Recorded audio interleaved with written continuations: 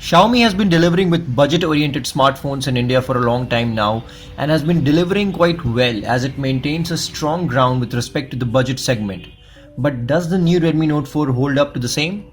Hey guys, welcome back to In-Depth. My name is Utkarsh and without wasting any time, let's get started.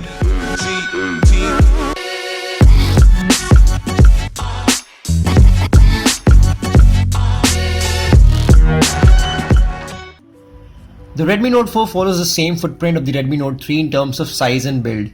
It's the same 5.5 inches screen size design and the same metal-like build. I call it metal-like because it's not an all-metal unibody design like the Chinese variant of the Redmi Note 4. And this is quite perplexing as to why Xiaomi did not go for an all-metal unibody build for the Indian variant as well. Is it a cost-cutting measure? Of course. Worth it?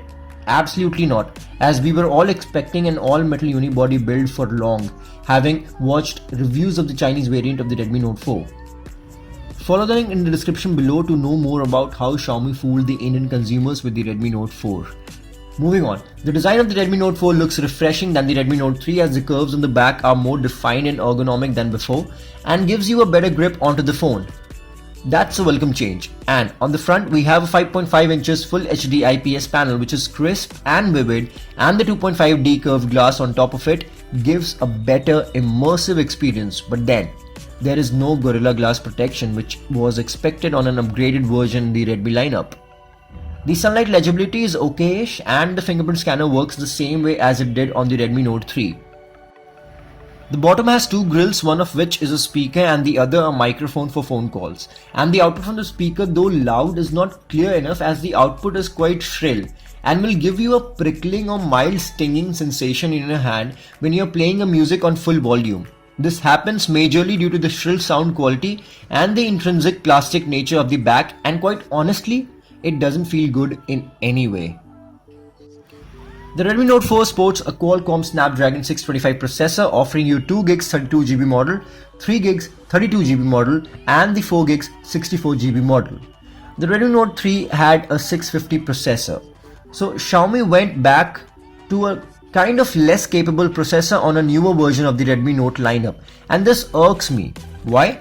Maybe to increase the battery life? But then again, the battery life on the Redmi Note 4 is 4100 mAh while on the Redmi Note 3 it was 40,050 mAh. So there's already a 50 mAh bump. So there was no need to go for the 625 processor. I don't know what Xiaomi was up to when they built this phone. Well, the performance looks average on the phone and there has been no lags or stutter anywhere during the time that I had tested the phone. But still, a downgrade to the 625 is not at all welcome. Having talked about the battery, this phone lasts for a couple of days quite easily and gave me a screen on time of more than 8 hours, which is actually quite good. Moving on, the Redmi Note 4 instead of Android 7 comes with Android 6 out of the box, which is again a downside. The MIUI 8 runs on top of it, and though MIUI has grown to become better than ever, it still looks childish and gimmicky. There are some cool features like dual applications which lets you use two Facebook accounts, two WhatsApp accounts or so on the same device, but still there are many bloatware. Coming to the camera department, and things get ugly here. The device sports a 13 megapixel rear and an 8 megapixel front facing shooter. There is no issue when it comes to focusing on any object in well lit conditions, but the images that the rear camera renders are bad, to be honest. They appear as if they have been edited in a sketch or paint mode, which is not at all called for. The front camera is okay for selfies and Snapchat, but all of this takes a great hit in low lighting conditions where the images are a lot grainy and even the focusing becomes a lot difficult. So overall, the Redmi Note 4 loses out in the camera department when it comes to clicking pictures with this device. So what are the plus points of this phone? Display and battery, that's it. And what are the cons? The downgraded processor, the camera, the speaker, the bloatware and the build quality. Overall, the Redmi Note 4 is not an outstanding package, it's average, and I would rather prefer the old Redmi Note 3 over this newer version.